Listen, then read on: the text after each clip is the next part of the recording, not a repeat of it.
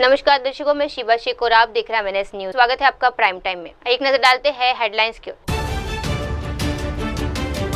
योगी आदित्यनाथ ने डॉक्टर श्यामा प्रसाद मुखर्जी की 125वीं जयंती पर दी श्रद्धांजलि।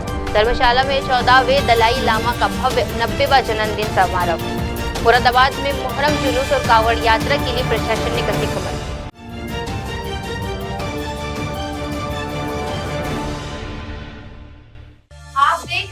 आइए देखते हैं खबर विस्तार से। योगी आदित्यनाथ ने डॉक्टर श्यामा प्रसाद मुखर्जी की 125वीं जयंती पर दी श्रद्धांजलि। उत्तर प्रदेश के मुख्यमंत्री योगी आदित्यनाथ ने आज डॉक्टर श्यामा प्रसाद मुखर्जी की 125वीं जयंती पर उन्हें प्रदेश की जनता की ओर से श्रद्धांजलि अर्पित की। उन्होंने कहा कि डॉक्टर मुखर्जी का जन्म 6 जुलाई 1901 को हुआ था और मात्र 33 वर्ष की उम्र में वे कलकत्ता विश्वविद्यालय के सबसे कम उम्र के कुलपति बने।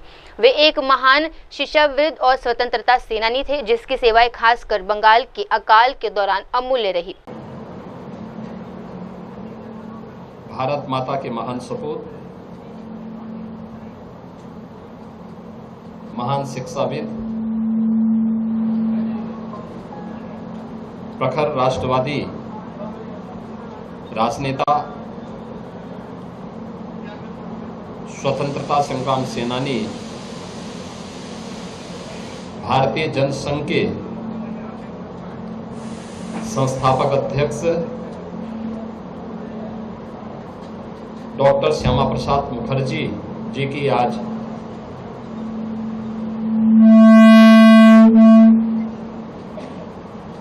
125वीं पावन जयंती है।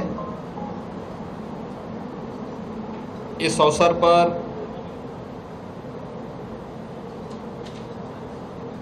डॉक्टर श्यामा प्रसाद मुखर्जी जी के पावन स्मृतियों को नमन करते हुए उत्तर प्रदेश सरकार और प्रदेशवासियों की ओर से मैं उनके इस चरणों में विनम्र श्रद्धांजलि अर्पित करता हूं। डॉक्टर श्यामा प्रसाद मुखर्जी 6 जुलाई 1901 को उनका जन्म होता है। मात्र 33 वर्ष की उम्र में कोलकाता विश्वविद्यालय के सबसे युवा कुलपति के रूप में उन्होंने अपनी सेवाएं दी। वे एक प्रखर वक्ता थे, स्वतंत्रता संग्राम सेनानी थे,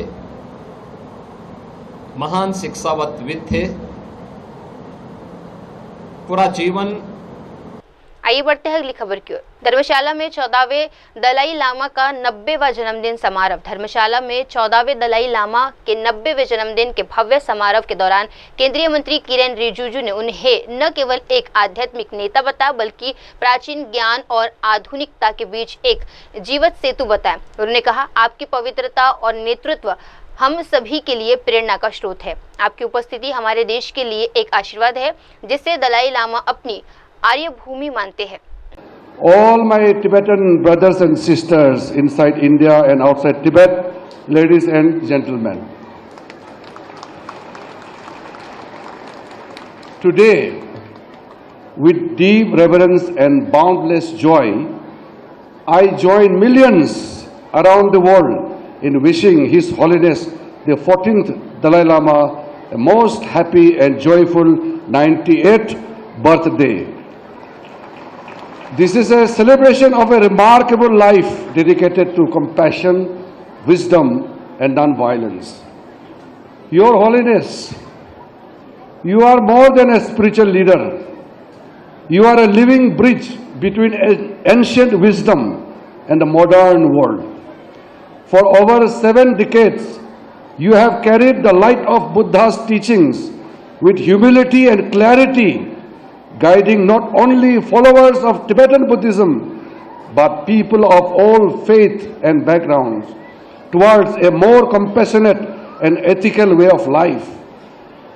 In a world strife with conflict, your message embodied in how you continue to lead your life assume even greater and more urgent significance. It is a matter of pride and honor for India and Indians to have you in our midst. As we mark this milestone, it is important to honor the deep historical relationship between India and Tibet. When the great masters like Santa Rakshita and Padmasambhava journeyed from India to Tibet in 8th century, they planted the seeds of dharma that would flourish in Tibetan soil. These teachings, rooted in profound Nalanda tradition, were preserved, practiced and expanded by generations of Tibetan scholars and yogis.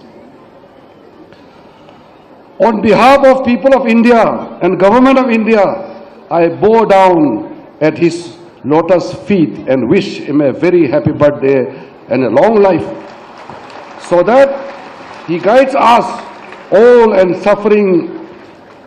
the suffering humanity with this great compassion.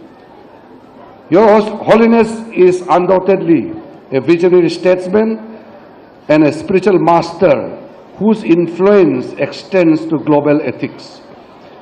His teachings on compassion, mindfulness and interdependence resonate with the people of all faiths and backgrounds. His application of Bodhisattva ideals in modern leadership, combining wisdom, pragya, and compassion, karuna, skill in the use of means in diplomacy, leading by example through Buddhist practical universal practices, is unique.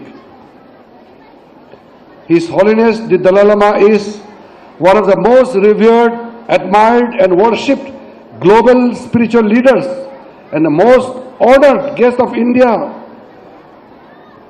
We feel blessed for his presence here in our country, which he regards as his Arya Bhumi. His Holiness the Dalai Lama profoundly calls himself the son of India, and he is one of the greatest ambassadors of the ancient Indian knowledge.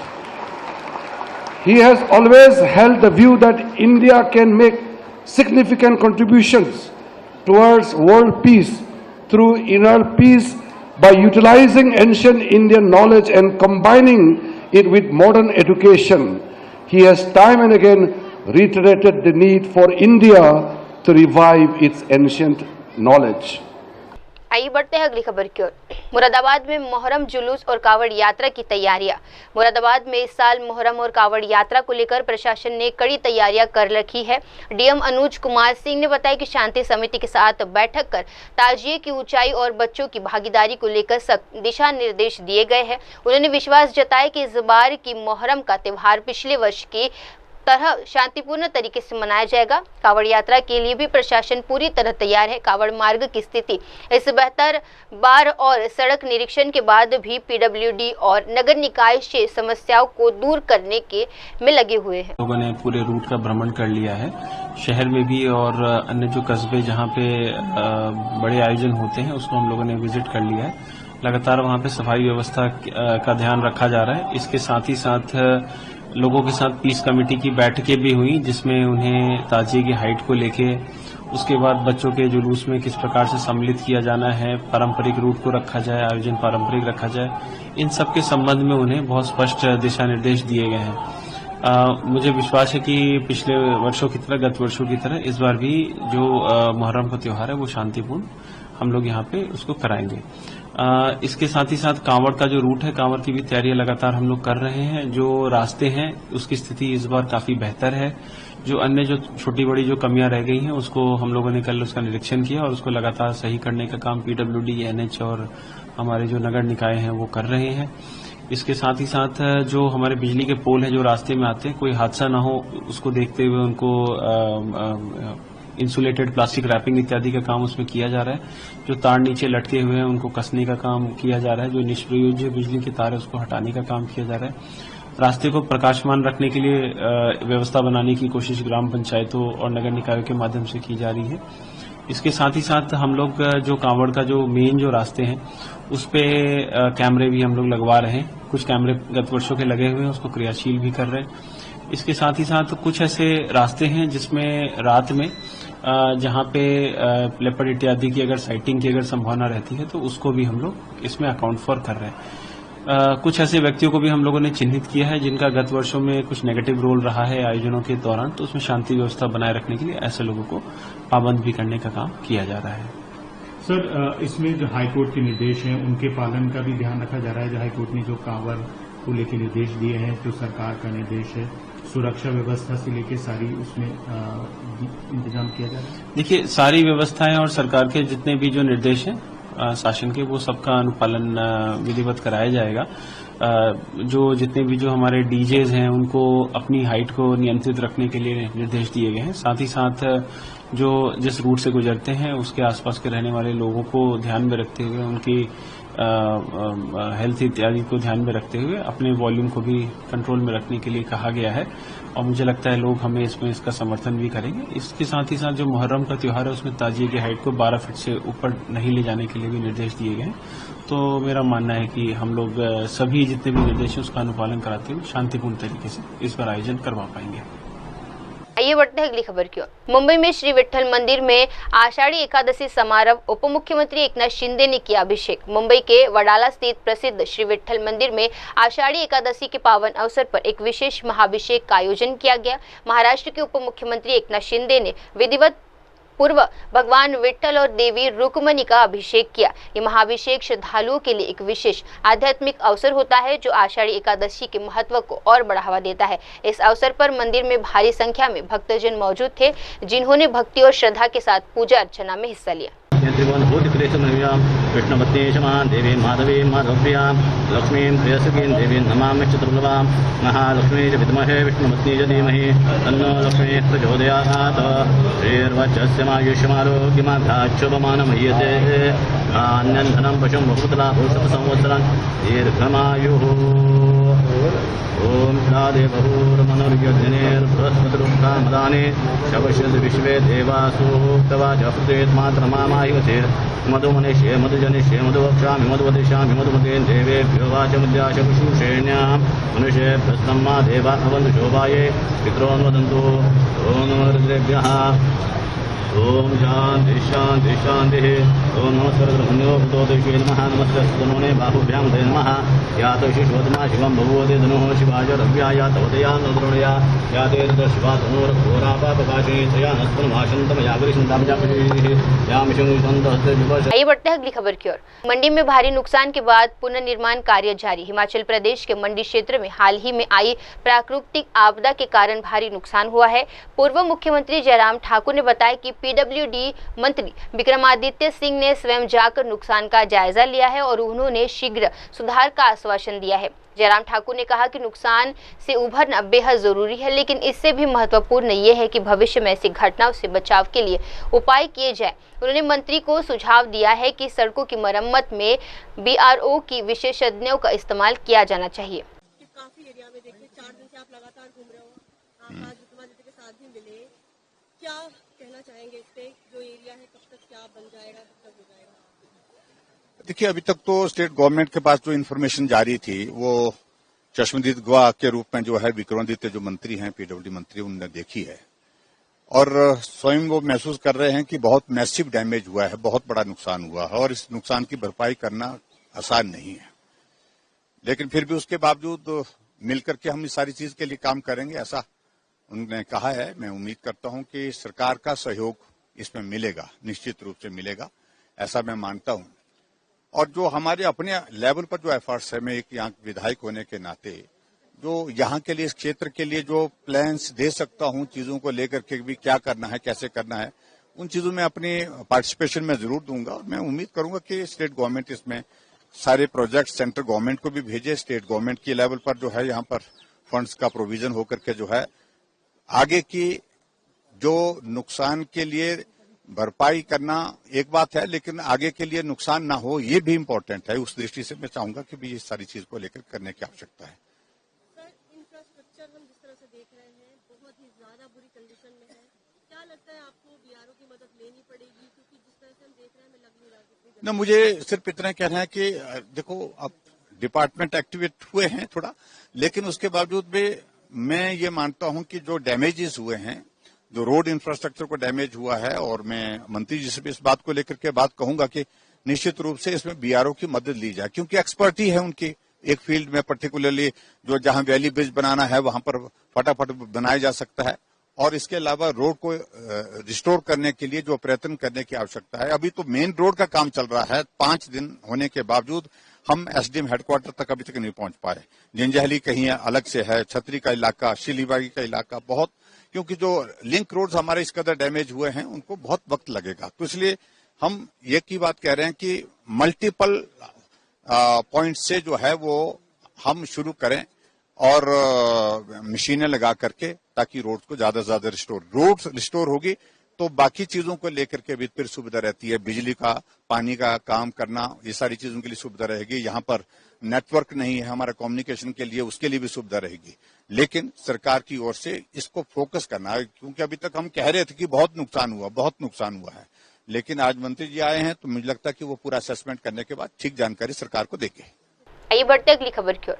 Himachal Pradesh में औसत तापमान में 0.9 degree की वृद्धि। हिमाचल प्रदेश में लगातार बढ़ते बादल फटने की घटनाओं को लेकर वैज्ञानिक सुरेंद्र अत्री ने चिंता जताई है। उन्होंने कहा कि पिछले 6 दशकों में हिमाचल प्रदेश में औसत तापमान में 0.9 डिग्री सेल्सियस की वृद्धि हुई है, जो राष्ट्रीय औसत 0.6 डिग्री से कहीं अधिक है। सुरेंद्र अत्री ने स्पष्ट किया कि ये बढ़ती घटनाएं सीधे तौर पर जलवायु परिवर्तन की गंभीरता को दर्शाती है। उन्होंने कहा कि हिमाचल प्रदेश में पनजी बिजली परियोजनाएं, बुनियादी ढांचे और शहरों के तेजी के विकास के दौरान स्थानीय पर्यावरण, मिट्टी की संरचना और जल प्रभाव पर पर्याप्त ध्यान नहीं दिया गया है। बात करें पिछले दिनों बादल भी फटे कई जगह, क्या कारण है? अगर साइंटिफिक तरीके से इन चीजों को समझे। देखिए, पिछले जो हमारे IMD की और हिमाचल प्रदेश में बात करें पिछले दिनों बादल भी फटे कई जगह, क्या कारण है? अगर साइंटिफिक तरीके से इन चीजों को समझे। देखिए, पिछले जो हमारे IMD की और जो Indian institute of metrological department है भारत सरकार का, उनकी जो रिपोर्ट्स भी आई हैं, एनालिसिस रिपोर्ट्स आई हैं, हम लोगों ने यहाँ पे वैज्ञानिक तौर पे भी एनालिसिस किए हैं। प्रदेश का जो तापमान है पिछले 60 वर्षों की जो पूरे डाटा की एनालिसिस की है, तो 0.9 डिग्री के आसपास जो है वो बढ़ चुका है। और जो पूरे, अगर आप नेशनल लेवल पे और रीजनल लेवल पे, साउथ एशिया के रीजन के लेवल पे IPCC की रिपोर्ट्स को अगर आप देखेंगे तो उसमें 0.6 डिग्री की वृद्धि है। मेरा कहने का तात्पर्य ये है कि जो प्रदेश का, हिमाचल प्रदेश का इन पर्टिकुलर पूरे हिमालय रीजन में तापमान बहुत तेजी से बढ़ा है। मुख्य कारण तो ग्लोबल वार्मिंग ही है कि तापमान में जो वृद्धि हुई है उसके जो साइड इफेक्ट्स हैं वो हमें इन जो घटनाओं के, जो आपदा के और जो प्राकृतिक जो घटनाएं हैं, ये अधिक बारिश होने की वजह से, उसी की वजह से मुख्य तौर पर हो रही है। बादल का फटना, इसको जो अगर साइंटिफिकली अगर हम एनालाइज करें तो बादल नहीं फटते हैं, एक बहुत तेजी से एक बारिश गिरने का फिनोमेना होता है। वैज्ञानिक तौर पे हम ये कहते हैं कि छोटे से एरिया में, जब कुछ 1 स्क्वायर किलोमीटर एरिया में या उससे कम एरिया में जब 1 घंटे में 100 mm या उससे अधिक की बारिश जब होती है, एकदम से जो बारिश गिरती है, तो वो एक क्लाउड बर्स्ट का फिनोमेना आप कह सकते हैं कि जो हम आम जनता की भाषा में से बादल का फटना कहते हैं। ये घटनाएं प्रदेश के अंदर नैरो वैलीज में ज्यादा होने की संभावना हमेशा बनी रहती है। और ऐसा नहीं है कि ये सिर्फ नैरो वैलीज में ही सीमित रहेंगी, या क्योंकि पिछले लगभग 5 वर्षों से ये बहुत तेजी से बढ़ी हैं और वैज्ञानिक एनालिसिस के अनुसार ये आने वाले कुछ वर्षों में और भी तेजी से आगे बढ़ेंगी। वर्षा की तीव्रता कुछ क्षेत्र में सीमित नहीं है, ये कहीं भी किसी भी वक्त हो सकता है और हम सभी को सचेत रहने की जरूरत है। वैज्ञानिक तौर तरीके अपनाए जाने चाहिए, चाहे वो विकास की गतिविधियां हैं, चाहे इंफ्रास्ट्रक्चर डेवलपमेंट की बात है। जो सतत विकास के लक्ष्य लेकर जो प्रदेश सरकार ग्रीन डेवलपमेंट का एजेंडा लेकर चलती है, आम जनता को इसके प्रति अपनी संवेदना दिखानी चाहिए और जिस तरह से सरकार ने हरित विकास की ओर अपने कदम बढ़ाए हैं उसमें सहयोग करना चाहिए, ताकि कम से कम हमारा नुकसान हो और हम पर्यावरण को, प्रकृति को बचाए रखें और इसके साथ इसी के अनुरूप हम चलें। क्या कदम उठाने चाहिए कि जैसे पेड़ लग रहे हैं, काफी हर साल ग्रीनरी हिमाचल में बढ़ रही है?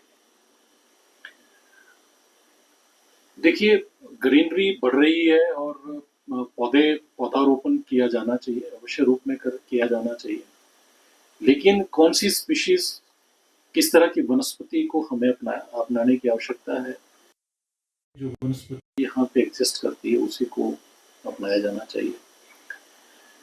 किस क्षेत्र में पौधारोपण होना चाहिए ये भी बहुत महत्वपूर्ण है।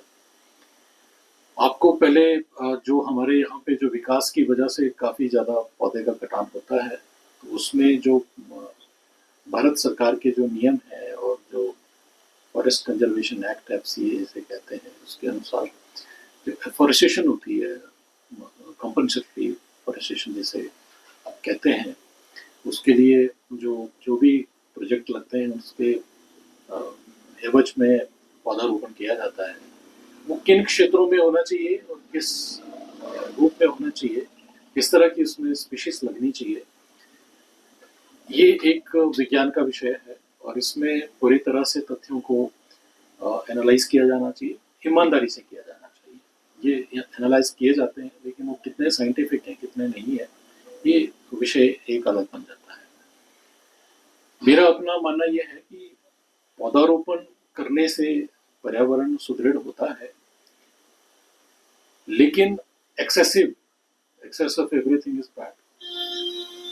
अत्यधिक और जहां जरूरत नहीं है पौधारोपण की, वहां पे भी आप पौधारोपण कर रहे हैं, जंगल खड़े कर रहे हैं। इसको वैज्ञानिक तौर पे लिया जाना चाहिए और इसकी एनालिसिस होनी चाहिए। कुछ समय से बहुत ज्यादा डैमिंग हुई है, उस डैम बनने से जो प्रभाव, लोकल क्लाइमेट जो कंडीशंस हमारी बनी है, लोकलाइज्ड कन्वेक्शन प्रोसेस उसे कहते हैं, जो एटमॉस्फेरिक इंस्टेबिलिटी है वो बड़ी है, उसे पूरी तरह से अध्ययन हमें करना चाहिए कि उससे कितना हमारे एरियाज में फर्क पड़ा है। जो हमारी घासनियाँ जो पहले होती थी, जिसमें सिर्फ घास ही होता था और घास की जड़ें जो थी वो मिट्टी को पकड़ के रखती थी, और वहाँ पे बड़े पौधे लगा दिए गए हैं या जंगल खड़े कर दिए गए हैं। वो एक प्रोसेस के लिए किया गया है कि ताकि डैमों में सिल्ट ना जाए। तो वो एक अलग से विषय है कि वो डैमों में सिल्ट रोकने के लिए आपने जंगल खड़े कर दिए, या उस तरह की एक सोच के साथ उस क्षेत्र में काम किया गया। लेकिन इन पौधारोपण से कितना मॉइस्चर बना, कितना घटा, ये एक एनालिसिस का विषय है, हमें इसको वैज्ञानिक तौर पे देखना चाहिए। आइए बढ़ते हैं अगली खबर की ओर। मंडी में भारी आपदा से अभूतपूर्व नुकसान, मंत्री विक्रमादित्य सिंह ने राहत कार्यों की जानकारी दी है। मंत्री विक्रमादित्य सिंह ने बताया कि फिलहाल सबसे बड़ी प्राथमिकता सड़कों को बहाल करना है। मुख्य सड़कों के साथ साथ संपर्क और पंचायत सड़कों की मरम्मत भी जल्द शुरू होगी। आज मोबाइल कनेक्टिविटी बहाल कर दी गई है, जिससे प्रभावित क्षेत्रों के लोगों को सरकार से संपर्क कर पा रहे हैं और नुकसान की जानकारी दे रहे हैं। मंत्री ने कहा कि राहत कार्य युद्ध स्तर पर चल रहे हैं। जेसीपी की मशीनों के साथ मध्यम से बचाव और मरम्मत कार्य तेजी से हो रहे हैं। जो यहाँ पे जो डैमेज हुआ है अनप्रेसिडेंटेड है, ऐसा आज तक इस इलाके में देखा नहीं गया है। बहुत एक्सटेंसिव डैमेज है, इसमें कोई दो राय नहीं है। मंडी जिला के बहुत इलाकों में हुआ है, मगर इस बारी कॉन्सेंट्रेटेड ये जो है हमारा करसोग में और खास करके सिराज इलाके के अंदर हुआ है। कुछ हमारा निचला जो नाचन का इलाका है वहां पर भी हुआ है। तो हमारा अभी जो सबसे मेन एजेंडा है वो सड़कों की बहाली है। अभी तो जो मेन रोड है आपका थुनाग तक, आगे जंजैरी तक, अभी तो उसी को रिस्टोर किया जा रहा है।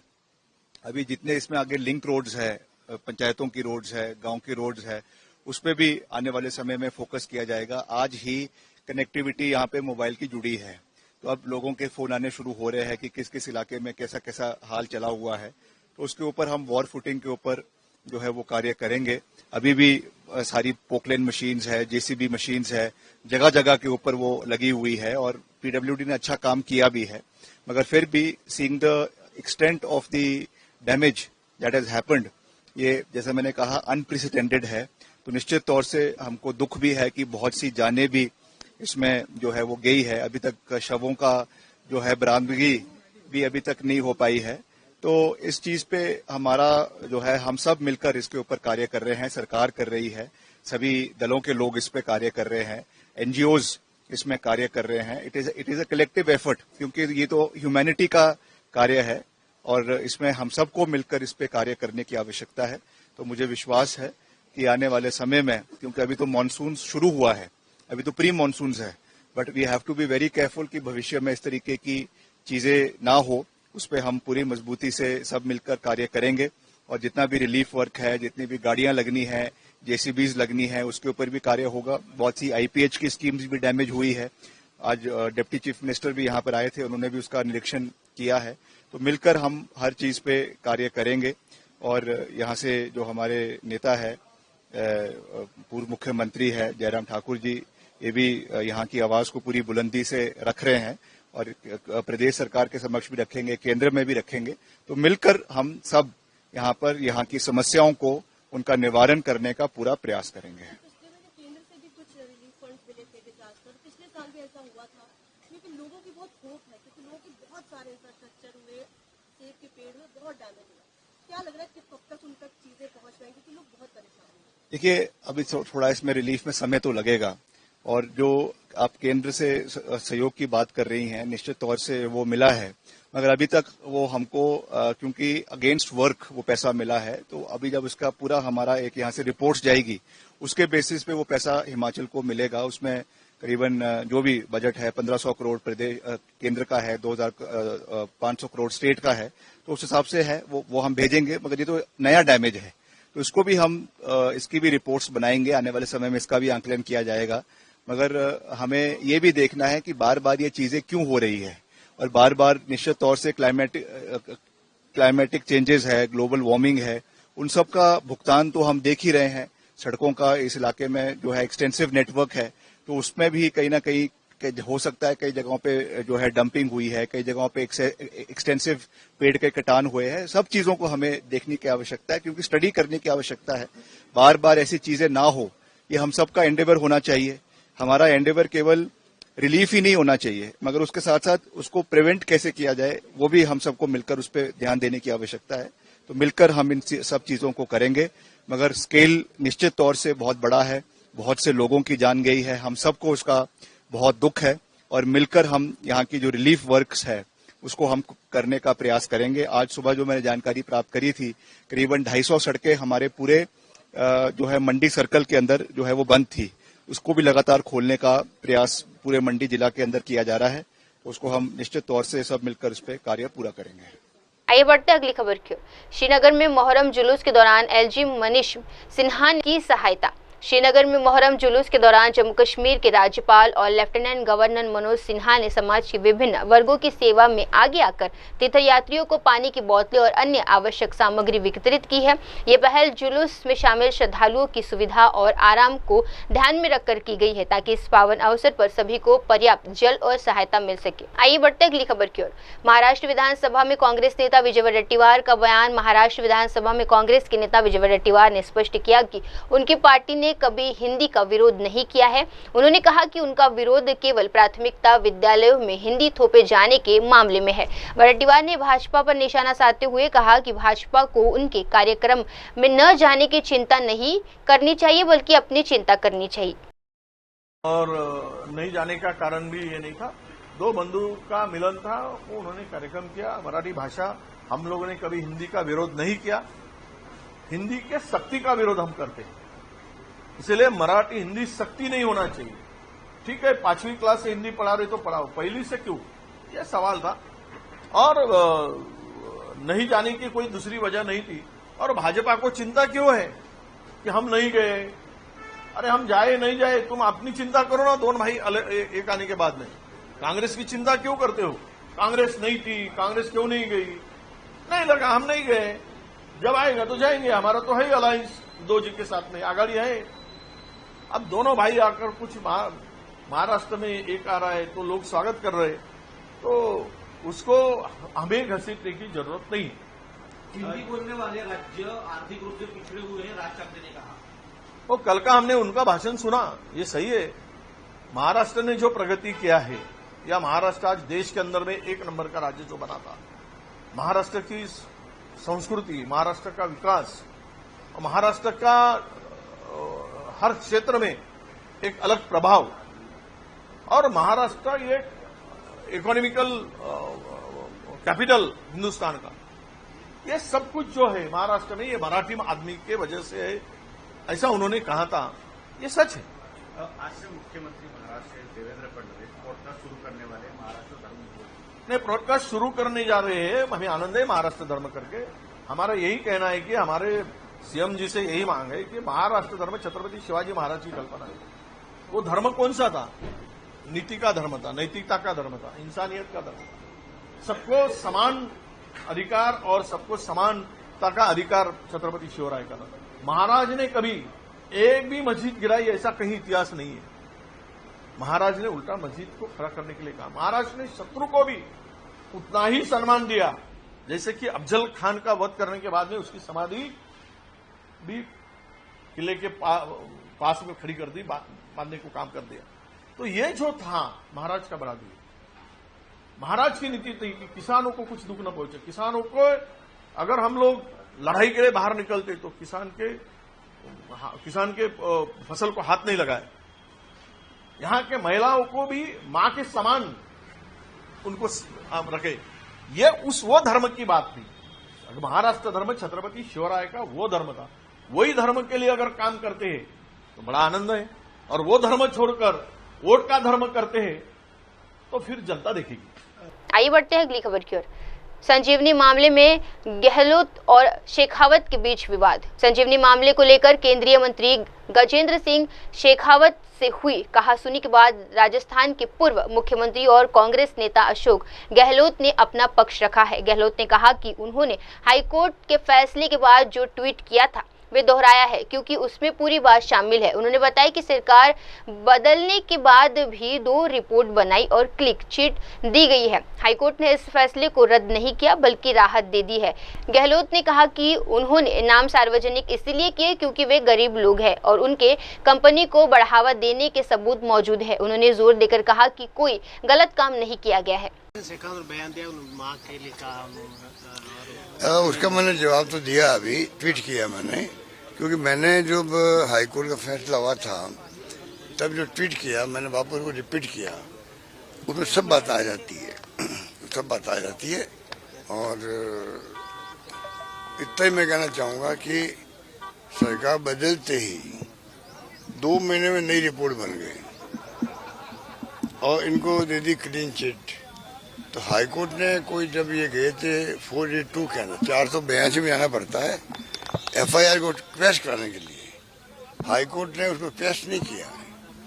इनको रिलीफ दी है कि आप, क्योंकि पुलिस खुद कह रही है, एसओजी खुद कह रही है आप मुलजिम नहीं, फिर हम क्या करें, अब मुलजिम नहीं हो।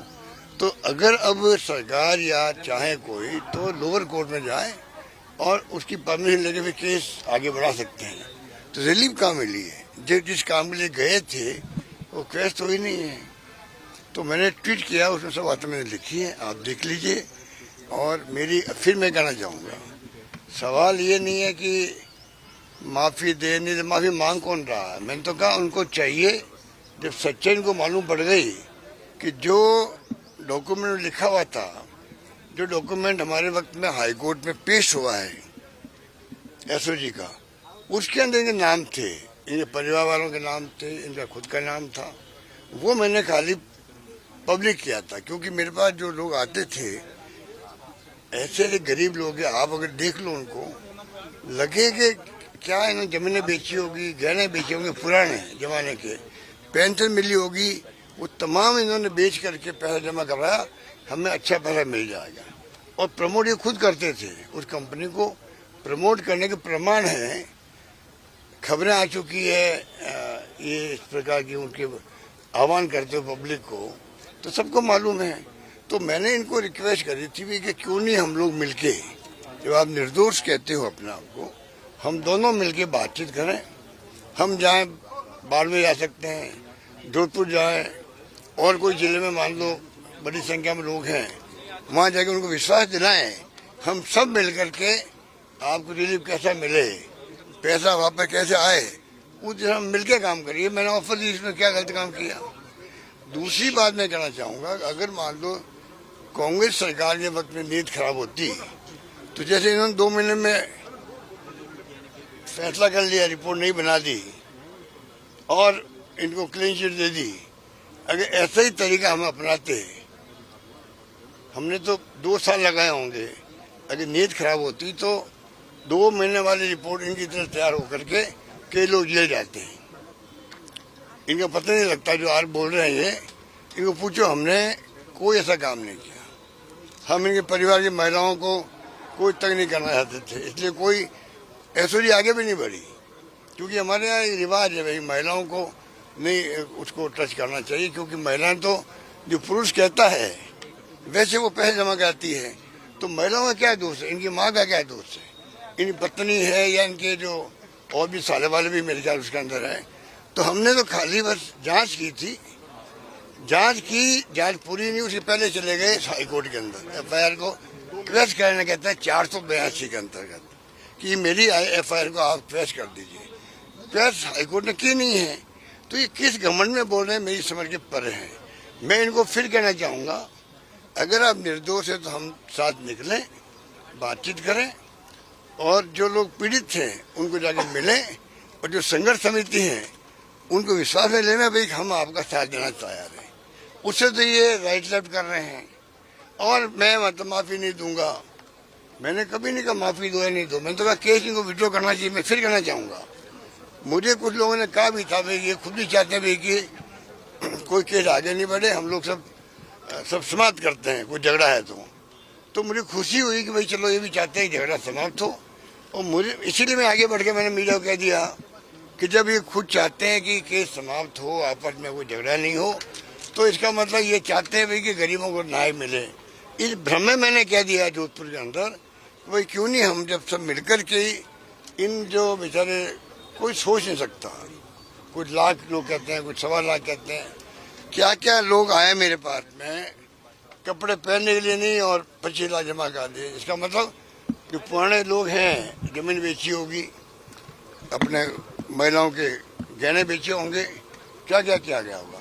तो मैं अगर मुख्यमंत्री हूँ, गृह मंत्री हूँ, तो मैंने पता किया एसओजी के अंदर, तब मालूम पड़ा कि हमने हाईकोर्ट के अंदर लिख के दे दिया है ये सब मुलजिम है उसके अंदर, अभियुक्त है जो भी कहते हैं इनको।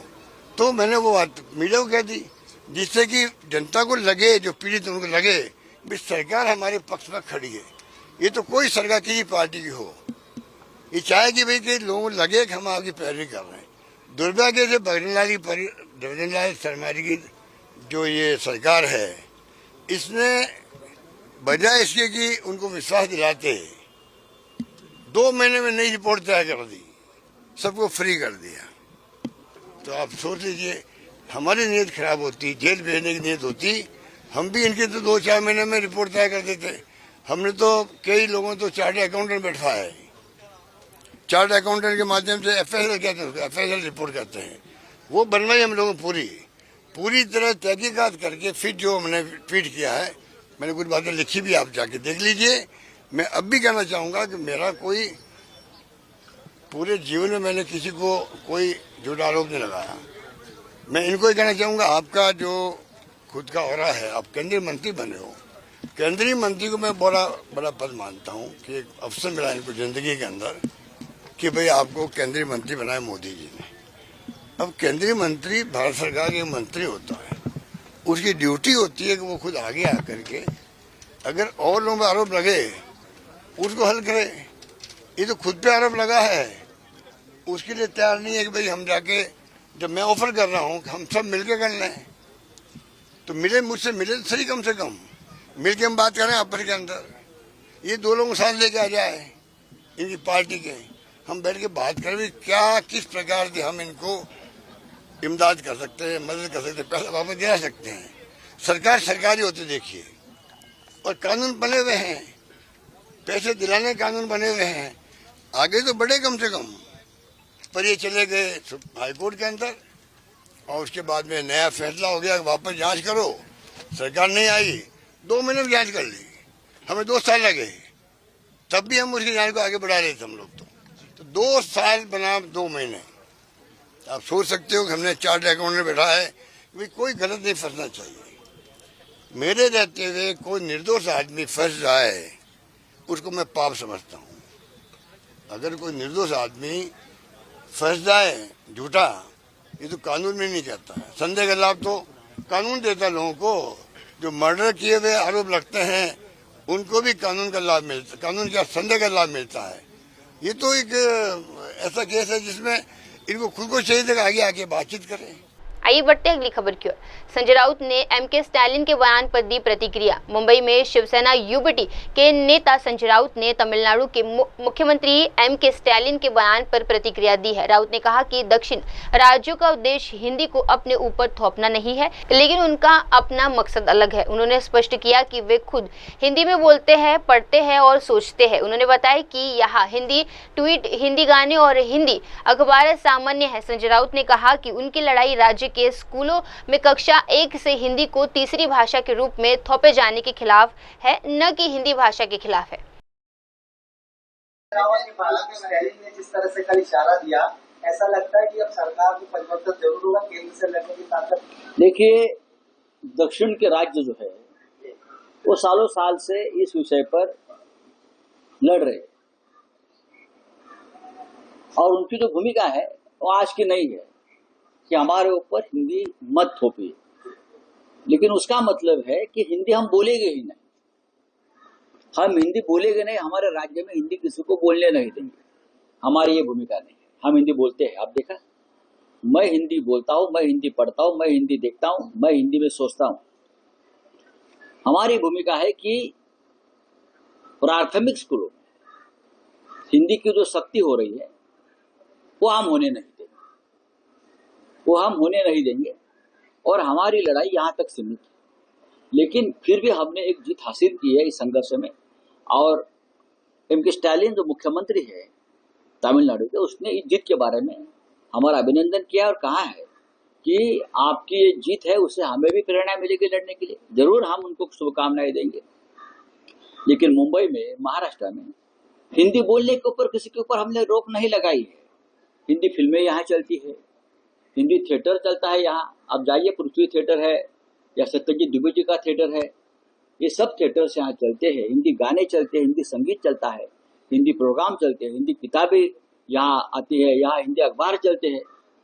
हमारी बात केंद्र से झगड़ा है ये सरकार से, वो आप जो प्राथमिक शिक्षा है उसके ऊपर जो त्रिसूत्री की जो बात करते हो आप, उसमें हिंदी आप नहीं लाद सकते। सर, फडणवीस और शिंदे दोनों का बयान ये आ रहा है कि दोनों भाई एक साथ आए सिर्फ राजनीति के चलते। अच्छा ठीक है, आ गए ना, राजनीति के लिए आ गए, तो आप किसके लिए आ गए भाई?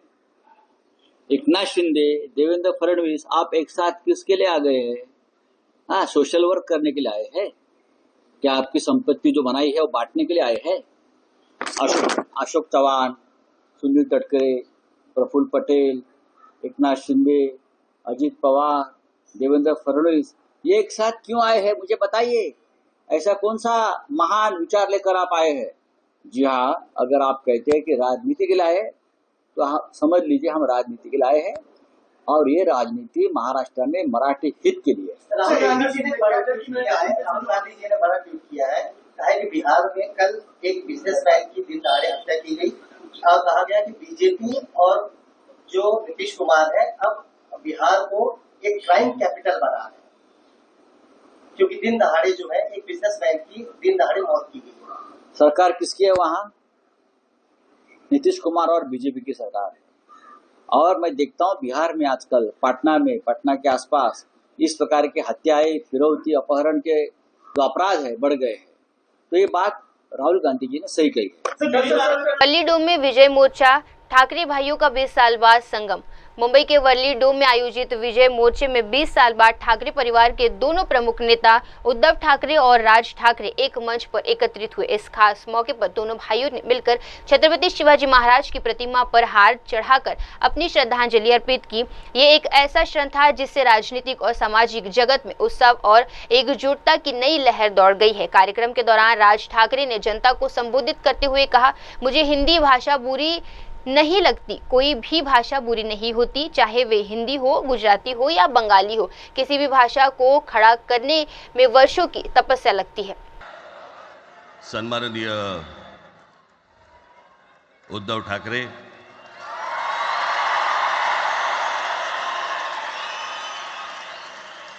आणि माझ्या जमलेल्या सर्व तमाम मराठी बांधवांनो, भगिनींनो आणि मातांनो,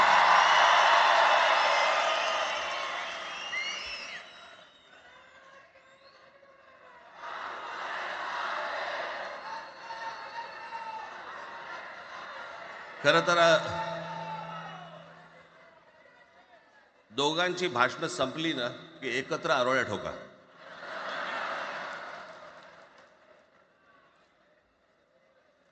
खरं तर आज मोर्चा निघायला पाहिजे होता.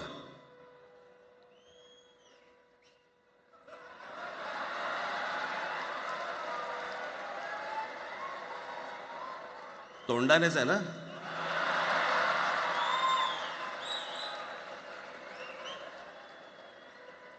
बस बस मोर्चा खरं तर निघायला पाहिजे होता.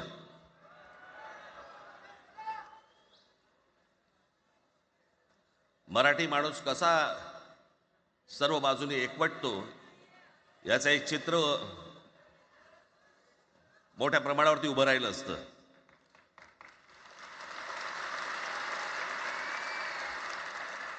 पण नुसत्या मोर्चाच्या चर्चेनेच माघार घ्यावी लागली.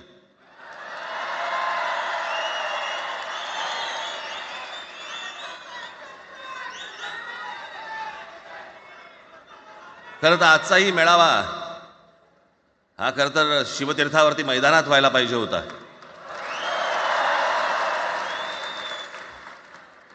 मैदान ओसंडून वाहिलं असतं अख्खं. पण पाऊस आहे, पावसामध्ये सगळ्या ठिकाणी अशा प्रकारचे काही जागा मिळत नाहीत फारशा मुंबईमध्ये. आणि म्हणून आज तुम्हाला सर्वांना इथे यावं लागलं. मी बाहेर जे उभे आहेत त्यांची मी दिलगिरी व्यक्त करतो की त्यांना आतमध्ये येता नाही आलं. परंतु आता काही स्क्रीनवरती आठवा.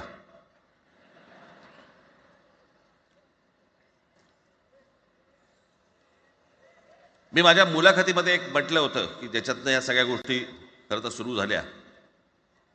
आणि मी असं म्हटलं होतं की कोणत्याही वादापेक्षा आणि कुठच्याही भांडणापेक्षा महाराष्ट्र मोठा आहे.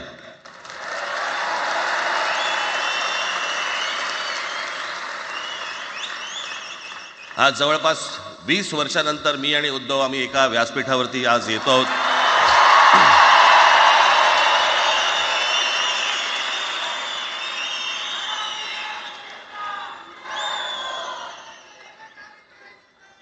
जे माननीय बाळासाहेबांना जमलं नाही, जे अनेकांना जमलं नाही, आम्हाला दोघांना एकत्र आणायचं, ते देवेंद्र फडणवीसला जमलं.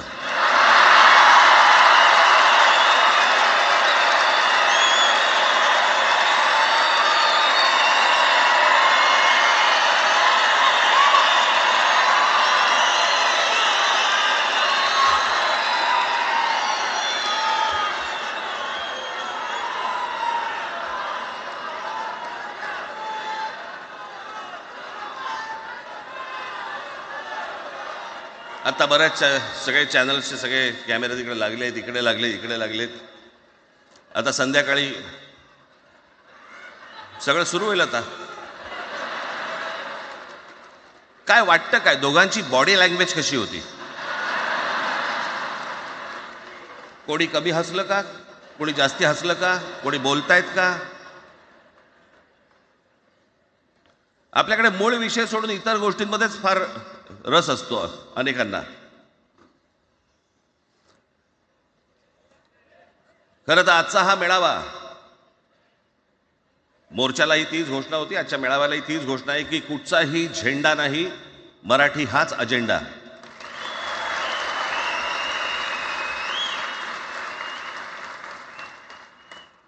माझ्या मराठीकडे, माझ्या महाराष्ट्राकडे वेडावाकड्या नजरेने पाहायचं नाही कोणी.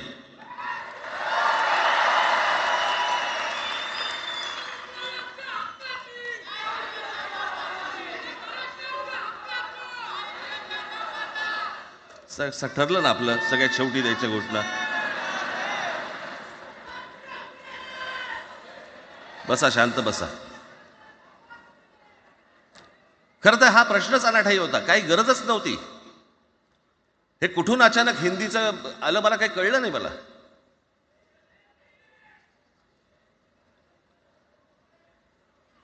आणि हिंदी कशासाठी? हिंदी कोणासाठी? हिंदी त्या लहान लहान मुलांवरती जबरदस्ती करताय तुम्ही.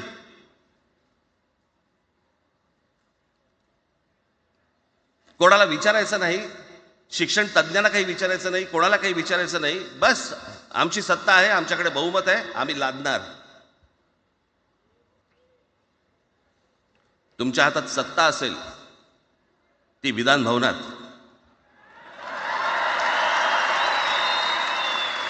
आमच्याकडे सत्ता आहे रस्त्यावर.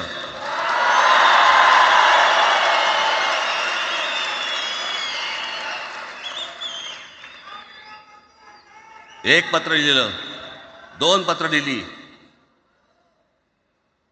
नंतर ते दादा भुसे माझ्याकडे आले. मला म्हणाले की आम्ही काय म्हणतो एवढं समजून तर घ्या, एवढं काय म्हणतो एवढं ऐकून तर घ्या. म्हटलं दादा तुम्हाला एक गोष्ट सांगतो, तुम्ही काय सांगता ते ऐकून घेईन पण ऐकणार नाही.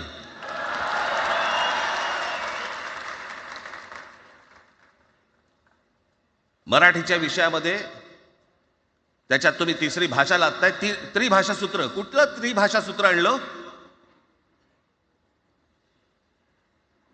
त्रिभाषा सूत्र ज्या वेळेला आलं ते फक्त सेंट्रल गव्हर्नमेंट आणि राज्य सरकार, केंद्र सरकार आणि राज्य सरकार यांच्यामधल्या दुव्यासाठी म्हणून हे त्रिभाषा सूत्र फक्त आणलं. आज कोर्टातही नाही, तुम्ही हायकोर्टात जा, सुप्रीम कोर्टात जा, इंग्रजीमध्ये सगळ्या गोष्टी होतात. कुठे आहे त्रिभाषा सूत्र? मग मला सांगायला लागले म्हणे केंद्रीय शिक्षण धोरणामध्ये, त्या धोरणातही नाही राह, केंद्राच्या शिक्षण धोरणात, इतर कोणत्या राज्यातही नाही.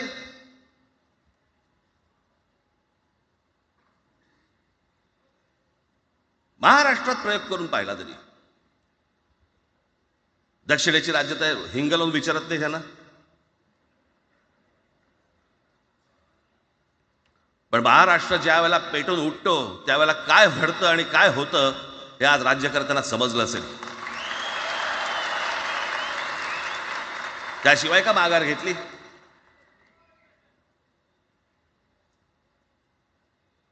विनाकारण आणलेला विषय होता. मी त्याशी त्या भुसेंना सांगितलं, म्हटलं मला सांगा उत्तर प्रदेश, बिहार, राजस्थान, मध्य प्रदेश कोणती तिसरी भाषा आणणार आहे? खरं तर आणली पाहिजे.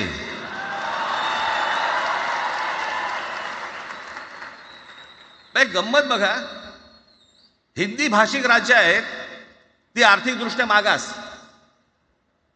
आणि हिंदी न बोलणारी जी राज्य आहेत ती आर्थिकदृष्ट्या प्रगत, आणि वर आम्ही हिंदी शिकायचं.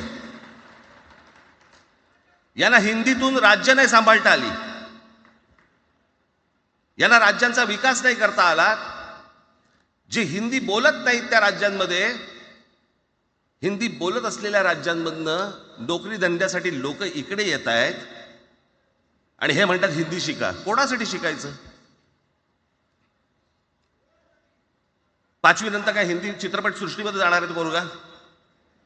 कोणासाठी शिकायचं? हिंदी भाषेबद्दल मला वाईट नाही वाटत, भाषा कोणतीही श्रेष्ठच असते, उत्तमच असते.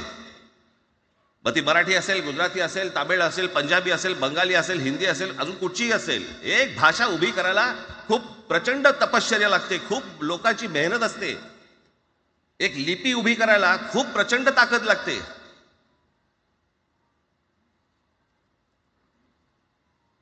अशाच भाषा काय उभ्या राहत नसतात.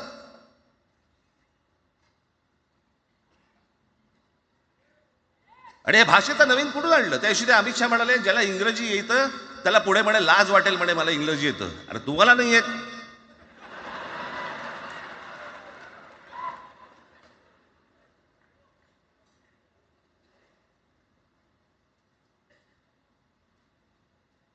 या संपूर्ण हिंद प्रांतावरती 125 वर्ष 1400 वर्ष मराठ्यांनी राज्य केलं. 1400 वर्ष इतक्या राज्यांवरती आम्ही राज्य केलं. तो त्यावेळेला राज्यच नव्हती, पण जे प्रदेश होते त्याच्यावरती राज्य केलं. आम्ही मराठी लादली गुजरातवरती, मध्य प्रदेशवरती, राजस्थानवरती, पंजाबवरती, इतर सगळ्या प्रांतांवरती जिथे जिथे म्हणून अटोकपर्यंत पोहोचले होते मराठा साम्राज्य, आम्ही लादली. अरे हिंदी भाषा आहे 200 वर्षापूर्वीची भाषा आहे, महाराजांच्या काळात पण नव्हती.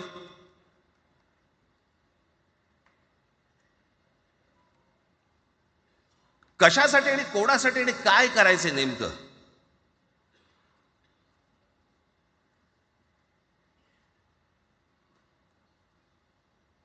यांनी फक्त चाचपडून पाहिलं, चाचपडून.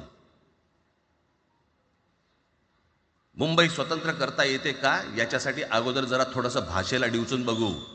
महाराष्ट्र शांत राहिला तर पुढे ते पाऊल टाकू.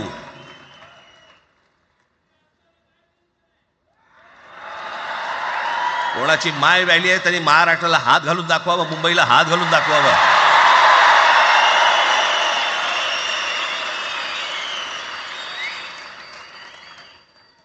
त्या मजाक वाटला काय?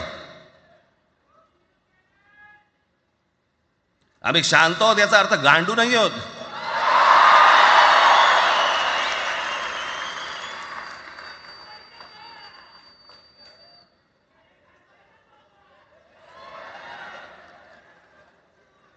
काही अंगावरती लादायचा प्रयत्न करतात आणि मग आता माघार घेतली ना, मग माघार घेतली त्याचं काय करायचं? मग वेगळ्या ठिकाणी वळवा सगळं प्रकरण. वेगळ्या ठिकाणी म्हणजे कुठे? ठाकरेंची मुलं इंग्रजी मीडियम मध्ये शिकली, बरं मग पुढे? म्हणजे दादा भुसे मराठी मीडियम मध्ये शिकून शिक्षण मंत्री झाले, देवेंद्र फडणवीस इंग्रजी मीडियम मध्ये शिकून मुख्यमंत्री झाले. कुठे काय शिकले याचा काय संबंध?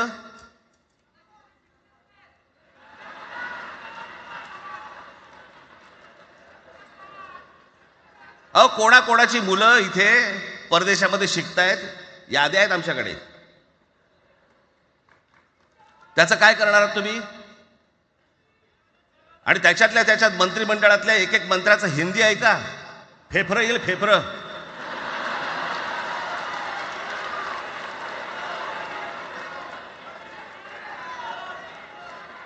हे असले प्रश्न महाराष्ट्रात विचारले जातात. आता मी तुम्हाला अजून एक गोष्ट सांगतो.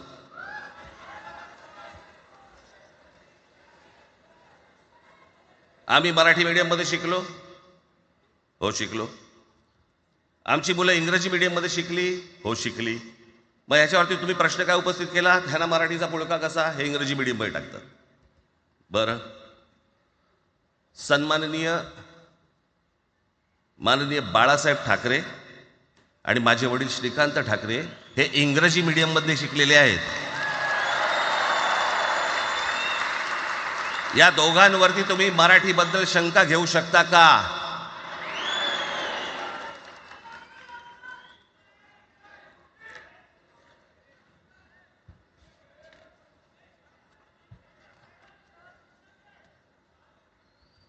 Lalkrishna Advani saint Patrick high school Christian missionary school मध्ये शिकले. हिंदुत्वावर शंका घेऊ का त्यांच्या? कॉन्व्हेंट स्कूल मध्ये शिकलेले आहेत अडवाणी. दक्षिण भारतामध्ये बघा, तमिळच्या प्रश्नावरती, तेलुगूच्या प्रश्नावरती कडवटपणे समोर येऊन उभे राहतात. कोण विचारते तर ना तुमची मुलं कुठे शिकली आणि तुम्ही कुठे शिकलात?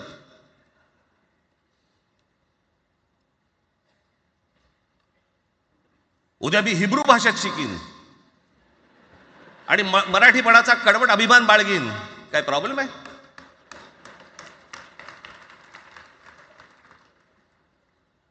मी आता तुमच्याकडे दक्षिणेतले इंग्रजीमध्ये, मी अगदी थोडक्यात यादी आणली आहे. दक्षिण भारतातील इंग्रजी माध्यमात शिकलेले नेते आणि अभिनेते: Jayalalithaa Doveton English medium school, Stalin English medium school Loyola, Kanimozhi presentation convent school, Udhayanidhi म्हणजे करुणानिधींचा नातू डॉन बॉस्को, चंद्रबाबू नायडू वडील इंग्लिश टीचर होते, शिक्षण इंग्रजी माध्यमात झालं, पवन कल्याण आंध्र उपमुख्यमंत्री, शिक्षण सेंट ॲन, नारा लोकेश NTRचा नातू चंद्रबाबूंचा मुलगा, Stanford school, Kamal Haasan Santhome high school, अभिनेता विक्रम मॉटफोर्ड स्कूल, अभिनेता Surya English medium, AR Rahman आधी पद्मशेषाद्री बालभवन आणि नंतर मद्रास क्रिश्नरी हायस्कूल.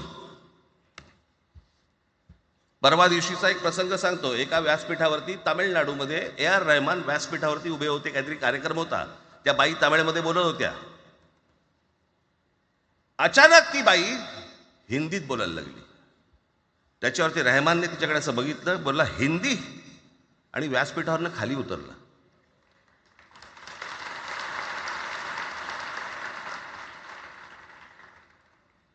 तुमचा कडवटपणा हे तुम्ही शिक्षण कुठे घेतले याच्यावरती नसतो, तो कडवटपणा तुमच्या आतमध्ये असावा लागतो. म्हणजे बाळासाहेब इंग्रजी मीडियममध्ये शिकले, इंग्रजी वर्तमानपत्रामध्ये व्यंगचित्र काढायचे, पण मराठीचा अभिमान याच्या बाबतीत कधी तडजोड नाही केली.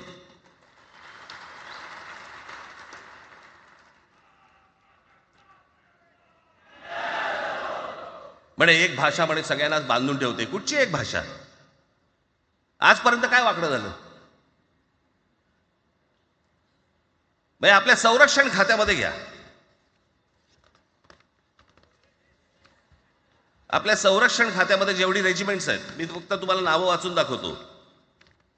मद्रास रेजिमेंट आहे, राजपुताना रायफल्स आहे, राजपूत रेजिमेंट आहे, डोगरा रेजिमेंट आहे, सीख रेजिमेंट आहे, जाट रेजिमेंट आहे, पॅराशूट रेजिमेंट आहे, पंजाब रेजिमेंट आहे, ग्रेनेडियर्स आहेत, सीख लाईट इन्फंट्री आहे, मराठा लाईट इन्फंट्री आहे, गढवाल रायफल्स आहे, कुमाऊं रेजिमेंट आहे, आसाम रेजिमेंट आहे, बिहार रेजिमेंट आहे, महार रेजिमेंट आहे, जम्मू काश्मीर रायफल्स आहे, जम्मू आणि काश्मीर लाईट इन्फंट्री आहे, नागा रेजिमेंट आहे, गोरखा रायफल्स आहे, गोरखा रायफल्स आहे, त्याच्यानंतर तुमचं लडाख स्काउट्स आहे, अरुणाचल स्काउट्स आहे, सिक्कीम स्काउट्स आहे. इतक्या राज्यांच्या आज आपल्या संरक्षण खात्यामध्ये लोक आहेत आणि इतक्या रेजिमेंट्स आहेत. शत्रू दिसला की एकत्र तुटून पडतात ना. भाषेचा प्रश्न येतो कुठे?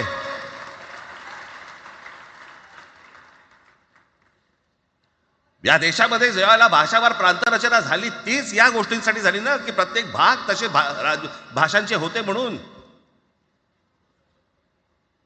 मग या सगळ्या गोष्टी का सुरू केल्यात तुम्ही? कशासाठी सुरू केल्यात?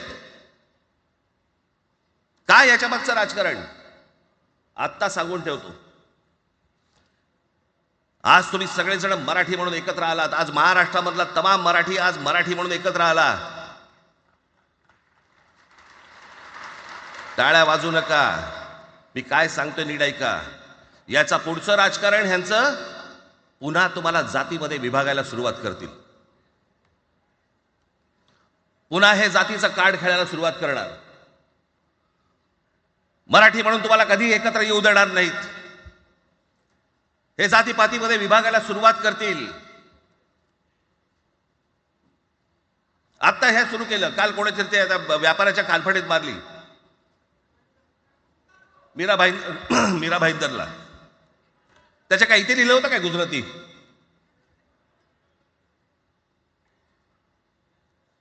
पण एवढंही आपल्याकडे काही जे चॅनलमध्ये, मराठी नाहीत इतर चॅनलमध्ये, हिंदी आणि याच्यात गुजराती माणसाला मारला. कुठच्या गुजराती माणसाला मारला? बाचाबाचीमध्ये समोरचा गुजराती निघाला, इकडचा मराठी निघाला. त्याच्यामध्ये काय गुजरात्यानं मारलं का? केवढे व्यापारी आहेत. अजून तर काहीच केलेलं नाही.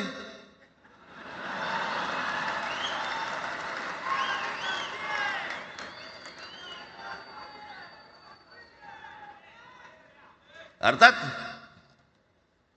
त्यांना मराठी आली पाहिजे याच्याबद्दल वाद नाही. विनाकारण उठसूट काही मारामारी करायची गरज नाही आणि मारायची गरज नाही. पण जर जास्ती नाटकं केली तर कानाखाली आवाज काढलाच पाहिजे तुम्ही. पण चूक त्यांची असली पाहिजे. आणि एका गोष्टीचं लक्षात ठेवा, अशी कधी गोष्ट कराल त्याचे व्हिडिओ काढू नका.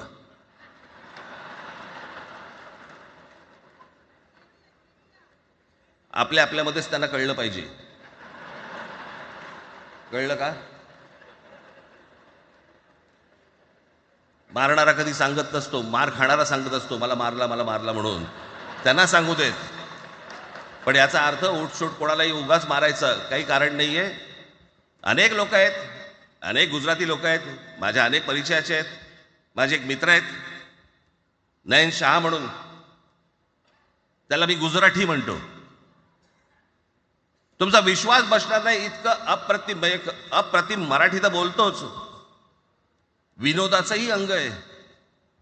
आणि शिवाजी पार्क मैदानामध्ये फिरताना कानाला हेडफोन लावून पु ल देशपांडे ऐकणारा गुजराती आहे.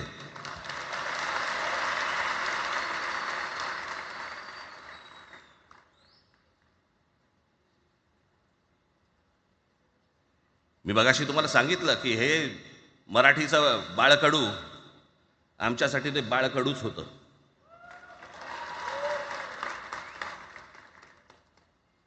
मी मागे एक प्रसंग सांगितला होता, आज मुद्दा म्हणतो प्रसंग सांगतो आपल्याला की हे आमच्या धमन्यांमध्ये आलं कुठून. मी एवढा महाराष्ट्रासाठी मराठीसाठी कडवट का झालो. लहानपणापासूनचे अनेक प्रसंग आहेत माननीय बाळासाहेबांबरोबरचे, पण मी एक प्रसंग कधीही विसरणार नाही. आणि तो 1999 सालचा आहे. त्या 1999 साली शिवसेना भारतीय जनता पक्षाची युती सरकार येणार नाही अशी परिस्थिती होती.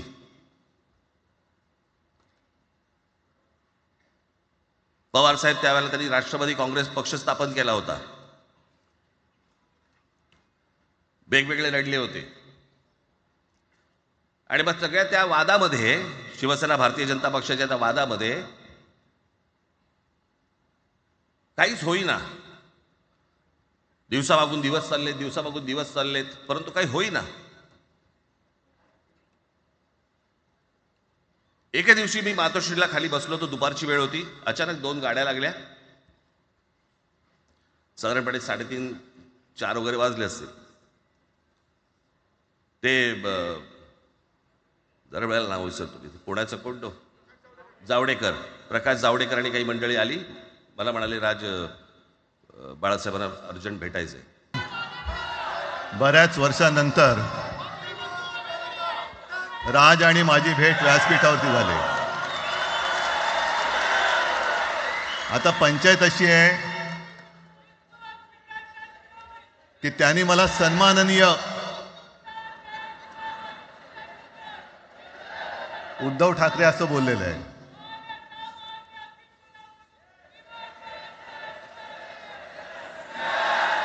ठीक आहे. आणि साहजिकच आहे की त्याचंही कर्तृत्व आपण सर्वांनी पाहिलेलं आहे.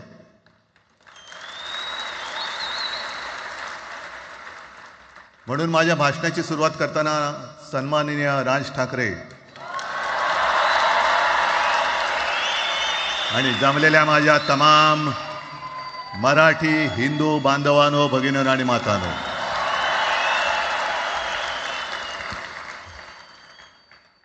अप्रतिम मांडणी राजनी केलेली आहे. माझ्या भाषणाची काय आवश्यकता आहे असं मला वाटत नाही. कारण आजच्या कार्यक्रमाची घोषणा झाल्यानंतर साहजिकच आहे सगळ्यांचं लक्ष हे आज भाषणाकडे आहे. पण वैयक्तिक मला असं वाटतं की आज आमच्या भाषणांपेक्षा आमचं एकत्र दिसणं हे महत्त्वाचं आहे. सर्वप्रथम मी इकडे समोर सगळेजण बसलेत. ज्यांनी मराठी भाषेसाठी पक्षभेद विसरून एक मराठी माणसाची वज्रमूठ दाखवली, त्या सगळ्यांना धन्यवाद देतोय. दीपक पवार पण त्याच्यात आहेत, सगळेच आहेत. मुणगेकर साहेब आहेत, सुप्रियाताई आहेत, सगळेच आहेत. कोणाकोणीचे नाही. महादेवराव बसले. महादेवराव आपल्याला सुद्धा बऱ्याच वर्षांनी पाहिलं. काय वेळेला काय जानकर बी अनजान होते, असं होतं. पण एक गोष्ट नक्की की आमच्या दोघांमध्ये जो काही अंतरपाठ होता तो आनाजी पंतांनी दूर केला.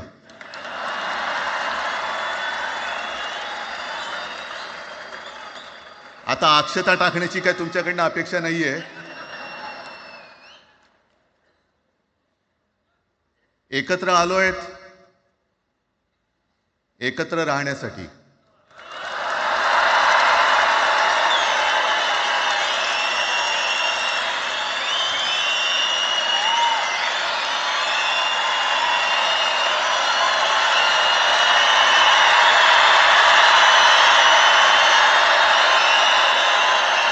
आणि मला कल्पना आहे, आज मला कल्पना आहे की अनेक बुवा महाराज हे बिझी आहेत. कोण लिंब कापतंय, कोण टाचण्या मारतंय, कोण गावी जाऊन अंगारे दुपारे करत असेल, रेडे कापत असतील. त्या सगळ्यांना सांगतो, या सगळ्या भोंदूपणा विरुद्ध माझ्या आजोबांनी लढा दिला होता आणि त्यांचे आम्ही वारसदार म्हणून तुमच्यासमोर उभे ठाकलेलो आहोत.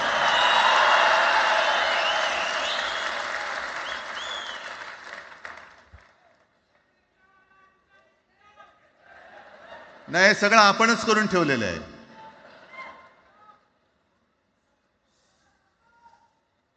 भाषेवरनं जेव्हा एखादा विषय निघतो तेव्हा तो केवळ वरवरचा धरून चालणार नाही.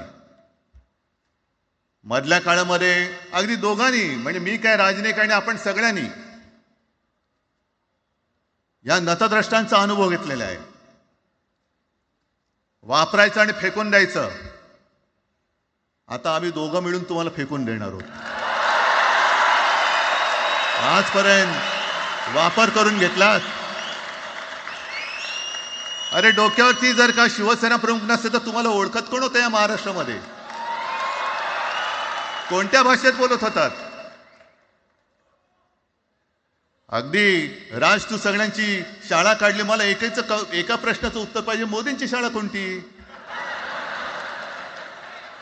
सगळ्यात उच्च शिक्षित आहेत.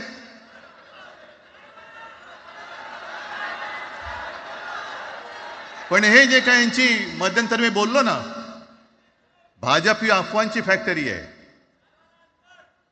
मधल्या काळात त्यांनी सुरू केलं होतं, उद्धव ठाकरेने हिंदुत्व सोडलं. हिंदुत्व ही कोणत्याही भाषेची मक्तेदारी नाही. आम्ही अस्सल मराठी बोलणारे तुमच्यापेक्षा जास्त कडवट कट्टर देशाभिमानी हिंदू आहोत. तुम्ही काय आम्हाला हिंदुत्व शिकवताय? अरे 92-93 साली जेव्हा जे काय घडलं, देशद्रोही मातले होते, तेव्हा मुंबईतल्या अमराठी लोकांना सुद्धा हिंदू म्हणून माझ्या शिवसैनिकांनी, शिवसेना प्रमुखांच्या शिवसैनिकांनी व मराठी माणसांनी वाचवलेलं आहे. आणि देवेंद्र फडणवीस आज जे बोललेत, बातमी आले सगळीकडे, मी इकडे बातम्या आणल्यात. भाषेच्या नावाखाली गुंडगिरी सहन केली जाणार नाही. जर महाराष्ट्रामध्ये मराठी माणूस न्याय मागण्यासाठी आंदोलन करत असेल आणि त्याला जर का तुम्ही गुंड म्हणत असाल तर आम्ही गुंड आहोत. आम्ही गुंड. न्याय मागणं म्हणजे गुंडगिरी नाहीये. आणि जर का गुंडगिरी केल्याशिवाय तुमच्या दरबारी न्याय मिळत नसेल तर आम्ही गुंडगिरी करूच.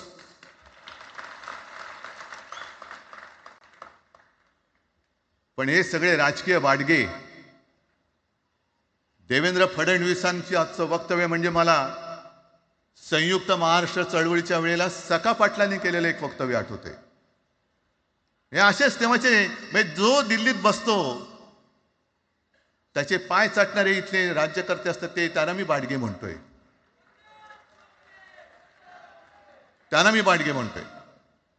कारण संयुक्त महाराष्ट्र चळवळीमध्ये मुंबई आपल्याला आपण मिळवली, आपण म्हणजे आपण मराठी माणसांनी. तेव्हाही तत्कालीन जे सत्ताधारी होते, हो अगदी काँग्रेस होतीच ना तेव्हा सत्तेवर, मुंबई मराठी माणसाला द्यायला तयार नव्हती आणि तेव्हा सुद्धा एक मराठी माणूस म्हणजे आज जे बोलतात ना आम्ही मराठी नाहीत का, अरे तुम्ही नुसतं नावाने मराठी आहात, तुमच्या अंगात मराठी रक्त आहे की नाही आता तपासावं लागेल. आणि सखा पाटील बोलले होते, यावच चंद्र दिवा करो, मुंबई महाराष्ट्राला मिळणार नाही. कशी नाही मिळत, झुकवलं वाकवलं, गुडघ्यावरती आणलं मराठी माणसानी. आणि मुंबई आपल्या हक्काची, तुम्ही आता जी घोषणा घेतली ना, दिली ना, ती मुंबई आपल्या हक्काची आपण लढून आपण मिळून घेतली.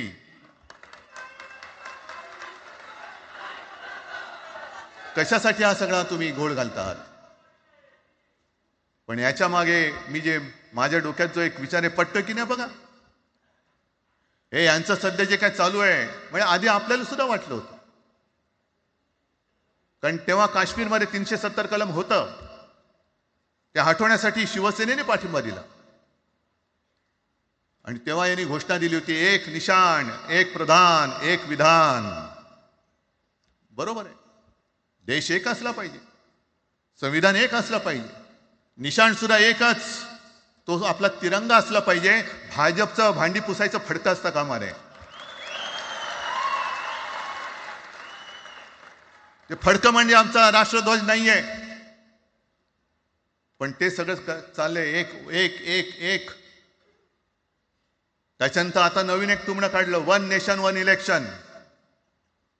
म्हणजे हळुवारपणाने हे सगळं काही एक एक एक करत, हिंदी, हिंदू, हिंदुस्तान, हिंदू आणि हिंदुस्तान मान्य आहे, पण हिंदीची सक्ती आम्हाला मान्य नाही. तुम्ही कितीही कमिट्या करा, हिंदीची सक्ती तुमचे 7 पिढ्या उतरल्या तरी आम्ही लावू देत नाही.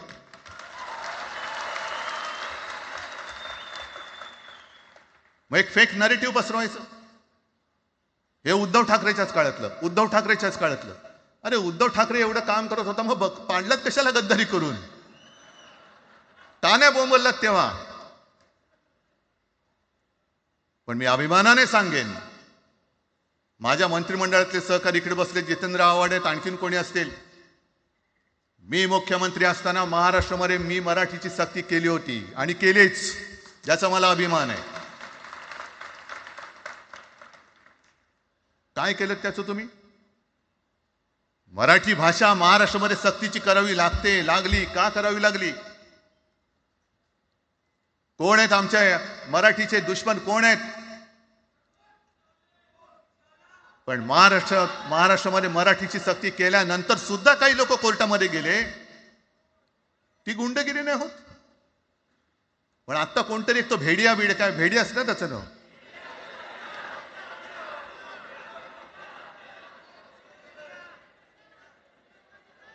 ही यांची सगळी पिलावळ आहे.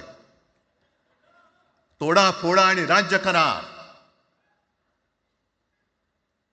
आपण ज्या काही गोष्टी केल्या होत्या, हे म्हणतात म्हणे शिवसेनेने आजपर्यंत काय केलं. शिवसेना म्हणजे आता राज, मी तुला माझ्या सोबतच घेतो, कारण आपण तेव्हा एकत्रच होतो, आता सुद्धा पुढे एकत्र चाललेलो आहोत. त्याच्यामुळे आपलं सगळं तेव्हाच म्हणतोय, आपला एवढ्या वर्षाचा कालखंड. मराठी माणूस म्हणे मुंबई बाहेर नेला. मराठी माणूस आम्ही मुंबई बाहेर नेला असं जर का तुम्हाला वाटत असेल, तर 14 सालानंतर तुम्ही मुंबई आणि महाराष्ट्राचे जे काही लचके तोडलेत, मुंबईतून सगळे उद्योगधंदे, महाराष्ट्रातून उद्योगधंदे सगळे पळवले, आर्थिक केंद्र गेलं, हिरे व्यापार गेला, मोठमोठी ऑफिसेस गेली. आपल्याकडे येणारे उद्योगधंदे जे आपल्या काळात येत होते ते कुठे गेले? मग काय तेवढंच हिंदुस्थान किंवा तेवढंच सगळे हिंदू आहेत? तेवढेच हिंदू आहेत? आम्ही सगळं करत होतो, केलं होतं. पण तुम्ही पहिल्या प्रथम आमच्यात गद्दारी करवलीत आणि तुम्ही आमचं सरकार पाडलं. ह्याचं कारण तुमचे जे मालक तिकडे बसलेले 2 व्यापारी, त्यांचे बूट चाटण्यासाठी तुम्ही हे सगळं करतात.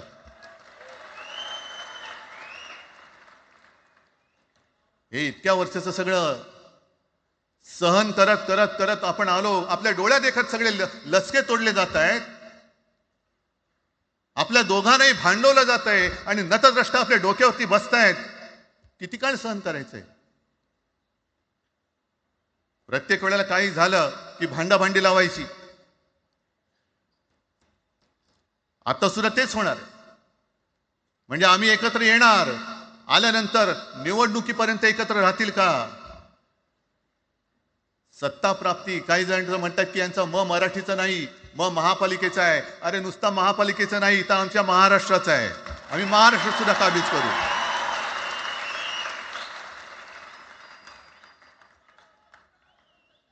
आज तर निवडणुका नाही आहेत. आमची सत्ता, सत्तेवरती जे शिवसेना प्रमुखांनी सांगितलं, अरे सत्ता काय, सत्ता येते आणि सत्ता जाते.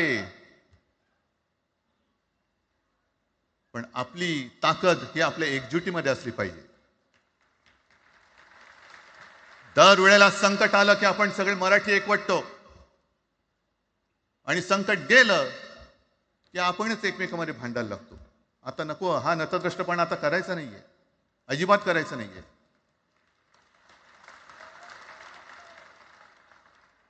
कारण गेल्या विधानसभेत त्यांनी जे काय केलं, बटेंगे तो कटेंगे. आपल्याला काय वाटलं होतं की हिंदू मुसलमानांमध्ये करतायत. हिंदू मुसलमान तर केलंच, पण त्यांनी खास करून केलं ते मराठेतरमध्ये केलं. म्हणजे यांची नीती आहे ती अशीच आहे जे गुजरातमध्ये त्यांनी केलं. गुजरातमध्ये गेल्या निवडणुकीत एक असा माहोल होता, मला वाटतं मोदी तेव्हा का त्यांच्या नंतर असेल, माहित नाही मला, लक्षात नाही. वातावरण असं पेटलं होतं गुजरातमध्ये की बस आता पटेल यांना आपटेल. पण त्यांनी काय केलं बरोबर, पटेलांना भडकवलं, पटेलांना वेगळं केलं आणि पटेल तर सगळं एकत्र केलं. हरियाणामध्ये पण तेच केलं. जाट लोकांना भडकवलं, जाट लोक एकत्र झाले, त्यांना वेगळं केलं आणि जाटे तर सगळा जो काही समाज होता तो एकत्र करून तिकडे सत्ता प्राप्त केली. महाराष्ट्रामध्ये तेच केलं. मराठ्यांना उचकवलं आणि मराठी तर सगळा एकत्र केला. बटेंगे तो कटेंगे ही भीती त्यांच्यामध्ये निर्माण केली की बघा ते एकत्र झालेत, तुम्ही जर का फुटलात तर ते तुमच्या डोक्यावर बसतील. झाले एकत्र. मराठी माणूस मराठी माणसाची भांडला आणि दिल्लीचे गुलाम आपल्या डोक्यावरती राज्य करायला लागले. आणि आपण त्यांच्या पालख्या व्हायच्या. नुसते पालख्यांचे भय होणार की तुम्ही कधीतरी आपल्या माय मराठीला पालखीमध्ये सन्मानाने बसवणार आहात. बस झालं, आता यांची जोखड फेकून दिली पाहिजे. एकमेकांमध्ये भांडून त्यांचे जे काही डाव आहेत ते करत असतात. मी पेपरमध्ये बघितलं, काल बघितलं, आज बघितलं. आमचे पंतप्रधान जगभर फिरतायत. काय तो मोठा पट्टा घातलाय, स्टार ऑफ घाना. कुठे आला घाना देश? इकडे घाण आणि तिकडे घाना, स्टार ऑफ घाना. पण एका बाजूला मोदींचा फोटो आणि दुसऱ्या बाजूला माझ्या महाराष्ट्रामधला शेतकरी कर्जबाजारी झालाय, त्याला बैल सुद्धा तर पोचत नाही, बैल मिळत नाही, म्हणून त्या नांगराचं जोखड घेऊन तो शेती करतोय. मग एका बाजूला हा शेतकरी, त्याच्या खांद्यावरती गळ्यामध्ये ते नांगराचं जोखड आहे आणि तिकडे आमचे पंतप्रधान स्टार ऑफ घाना. लाज वाटली पाहिजे, लाज, खरोखर लाज वाटली पाहिजे. आणि आजच पेपरमध्ये बातमी आले, 2 बातम्या आल्या की लाडक्या बहिणीचं पोर्टल आता बंद, नव्याने नोंदणी होणार नाही, बसा बोंबलत आता.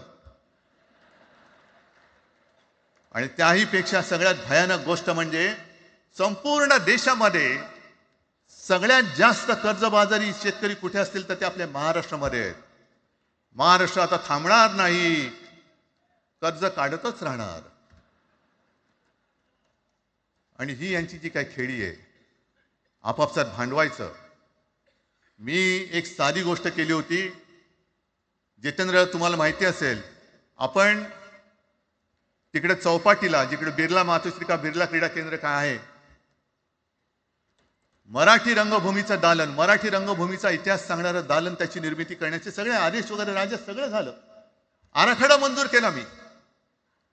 आणि 2-3 महिन्यापूर्वी बातमी आली की तो आराखडा यांनी केराच्या टोपलीत टाकला, ती जागा यांच्या मालकाच्या मित्राच्या घशात टाकतात. हा मराठीचा तुमचा अभिमान?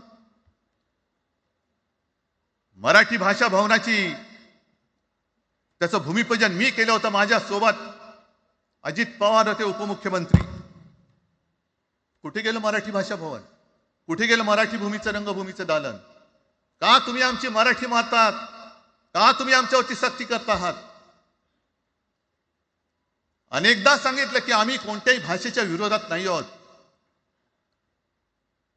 पण जर आमच्यावरती सक्ती करण्याचा प्रयत्न केला तर आमची शक्ती काय ती एकदा तुम्हाला अशी दाखवू की पुन्हा तुम्ही कधी डोकं वर नाही काढणार, पुन्हा डोकं वर काढणार नाही. या सगळ्या गोष्टींकडे आपण आज एकत्र आलेलो आहोत. पुन्हा आपल्यामध्ये काड्या घालण्याचे उद्योग होतील, कारण त्यांचा धंदाच तो आहे. एकतर कुठे मी नेहमी सांगतो, कोणाच्याही लग्नामध्ये भाजपवाल्यानं बोलवू नका. येतील मस्त श्रीखंड बासुंदी पोळ्या बिळ्या खातील आणि त्याला नवरा बायको भांडण लावून दुसऱ्या लग्नात जेवायला जातील. बरं एवढं केलं तरी बरं, नाही तर त्या पोरीलाच पळून घेऊन जातील, कारण ह्यांचं स्वतःच असं काहीच नाहीये. कोणत्याही लढ्यामध्ये कधीही भाजपा नव्हता. अगदी संयुक्त महाराष्ट्राच्या चळवळीमध्ये सुद्धा भाजप हा सगळ्यात शेवटी आला आणि 57ची निवडणूक झाल्यानंतर सगळ्यात पहिल्यांदा बाहेर पडला. हे जनसंघ, तेव्हा त्यांचा जो राजकीय नाव होतं जनसंघ, यांच्याकडनं आम्ही देशाभिमान शिकायचा, यांच्याकडनं आम्ही महाराष्ट्राचा अभिमान शिकायचा. आणि आम्ही आपापसात भांडून ह्यांना सगळं काही बहाल करून टाकायचं, या सगळं विकून टाका, सगळा सत्यानाश करून टाका. अरे आपली मुंबईच्या शिंदड्या उडवल्या जात आहेत. अख्खी मुंबई कोणाच्या घशात घालतायत? कोणाच्या? बघत बसायचं सगळं. म्हणजे आज सगळ्यात जास्त जर कोणी जमिनीचा मालक मुंबईमध्ये असेल तो यांच्या मालकाचा मित्र आहे, अदानी. कोणाची जागा, कोणी रक्त सांडलं, कोणी ते हुतात्मा स्मारकाला वंदन करताना सुद्धा आपल्याला लाज वाटली पाहिजे. अरे त्यांनी तर रक्त सांडलं, बलिदान केलं, पण त्यांनी रक्त सांडून मिळून गेलेली मुंबई जर का आपण राखू शकणार नसू तर आपल्याला लाज वाटली पाहिजे, शरम वाटलं पाहिजे. म्हणून त्या रक्ताची शपथ घेऊन मुंबई आणि मराठीच्या रक्षणासाठी आपल्याला उभं राहायला पाहिजे. ठीक आहे, असतील, होते, मत पटली होती, पटले नसतील, पण याच्या पुढे मराठी आणि महाराष्ट्र धर्माचं रक्षण करणं. आमचा हनुमान चालीसाला विरोध नाहीये, पण मारुती स्तोत्र आम्हाला का विसरायला लावताय? मारुती स्तोत्र आहे ना, भीमरूपी महारुद्रा. आमचा जय श्रीरामला विरोध नाहीये, पण भेटल्या म्हटल्यानंतर राम राम हे म्हणणारे आम्हीच मराठी. आइए बढ़ते हैं अगली खबर की ओर। गोवा के सीएम ने आषाढ़ी एकादशी पर दी शुभकामनाएं। गोवा के मुख्यमंत्री डॉक्टर प्रमोद सावंत ने आषाढ़ी एकादशी के पावन अवसर पर राज्य के लोगों को शुभकामनाएं दी है। उन्होंने कहा कि इस दिन श्रद्धालु भगवान विठल के दर्शन के लिए मंदिर में आते हैं। सीएम ने मंदिर में शांति और समृद्धि के लिए प्रार्थना की। प्रमोद सावंत ने प्रधानमंत्री नरेंद्र मोदी के विकसित भारत 2047 के सपने को साकार करने के लिए सबको मिलाकर प्रयास करने का आह्वान किया। आषाढ़ी एकादशी के निमित्त मैं पूरे देशवासियों को और गोवावासियों को बहुत बहुत अभिनंदन हार्दिक शुभेच्छा देता हूं कि प्रति पंढरपुर बोल के कहने वाला हमारे साकली का ये विठल रखुमाई मंदिर हमेशा के लिए आषाढ़ी एकादशी के निमित्त लोगों से भरा हुआ रहता है। आज पूरे गोवा से जिस तरह से वारियाँ पंढरपुर गए हैं उनको भी मैं शुभेच्छा देता हूं, लेकिन जो पंढरपुर वारी लेके न जा सके, ये गोवा के सभी भक्त प्रति पंढरपुर समझने वाले इस विठल मंदिर में आके विठल दर्शन लेते हैं, इसलिए मैं उनका भी बहुत बहुत अभिनंदन करता हूं। आज सुबह मैं मेरे फैमिली के साथ आके विठल रखुमाई का अभिषेक किया, दर्शन लिया और दर्शन लेके इस पूरे गोवा में और पूरे देश में सुख और शांति माननीय मोदी जी के नेतृत्व में विकसित भारत का सपना 2047 ये साकार हो और जो जो विघ्न इस देश पे और गोवा पे आ रहा है उस संकट का विनाश हो। इसी तरह से मैं ये कहलाऊंगा कि फिर एक बार पूरे देशवासियों को इस आषाढ़ी एकादशी के निमित्त बहुत बहुत शुभकामनाएं, हार्दिक शुभेच्छा। बहुत अच्छा काम किया है, फॉरेनर्स को पकड़ा है। जी हाँ, हमेशा की तरह हमारी पुलिस बहुत ही अच्छा काम करती है और इस बार पूरे गोवा में सभी police verification of the tenant इसके अंतर्गत काम करने लगे हैं। तो तो बहुत सालों से जो टूरिस्ट या फॉरेन टूरिस्ट यहाँ पे रहते थे उनका टेनेंट वेरिफिकेशन के अंतर्गत बिचौली पुलिस ने दोनों को पकड़ा है, इसलिए उनका भी मैं पुलिस स्टेशन का अभिनंदन करता हूँ। आइए बढ़ते हैं अगली खबर की ओर।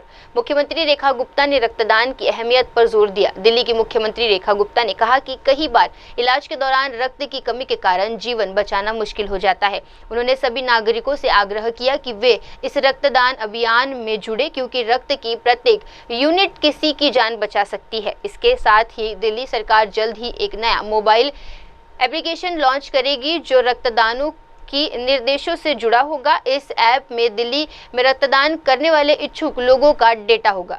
देखिए, जीवन रक्षक मूवमेंट मैं कह सकती हूँ कि ब्लड डोनेट करना और ज़रूरतमंद को खून मिल जाना, और कितनी बार खून ना मिलने के कारण लोगों को जीवन बचाना मुश्किल हो जाता है। तो हम लोग जो मिल करके इस ब्लड डोनेशन की मुहिम में जुड़ें और एक एक यूनिट किसी का जीवन बचाने में उपयोगी सिद्ध हो। दिल्ली सरकार आने वाले समय में एक ब्लड डायरेक्टरी, ब्लड डोनर्स की डायरेक्टरी, ऐसा एक पूरा का पूरा अपना ऐप शुरू करेगी जिसमें शहर में जितने भी लोग ब्लड डोनेट करने के इच्छुक हैं उनका डाटा रहेगा, उनके फ़ोन नंबर रहेंगे, किसने आखिरी बार डोनेट किया, कौन अब 3 महीना का समय हो गया तो एलिजिबल है, और क्या उसका ब्लड ग्रुप है, ताकि किसी को भी ज़रूरत हो और वो ऐप पे संपर्क करे तो तुरंत उसको 3 नाम, फ़ोन नंबर जो उसके बिल्कुल नज़दीक के हैं वो नंबर उसको मिल जाए, वो संपर्क करें। ऐसा एक लाइफ सेविंग ऐप हम लोग बनाने की प्रक्रिया में हैं और जल्द वो दिल्ली की जनता को समर्पित की जाएगी। आइए बढ़ते हैं अगली खबर की ओर। मंडी के थुनाग इलाके में बादल फटने से भारी तबाही। भाजपा सांसद कंगना रनौत ने प्रभावित इलाकों का दौरा किया। मंडी के थुनाग इलाके में बादल फटने और अचानक आई बाढ़ से प्रभावित नुकसान हुआ है। प्रभावित इलाकों में सड़कें संपर्क बुरी तरह प्रभावित हुआ है। भाजपा सांसद कंगना रनौत ने थुनाग इलाके का दौरा कर हालात का जायजा लिया है। उन्होंने कहा कि बाढ़ जैसी स्थिति बनी हुई है और हमारी सरकार तथा प्रशासन राहत कार्यों में जुटे हैं। देखिए, मंडी पे डेफिनेटली बहुत संकट आया है। ये जो इतना बादल फट गए हैं और कई जगहों पे जो है पानी भर गया है। पानी भरने के कारण जो है लोगों में बाढ़ टाइप एक स्थिति आई हुई है।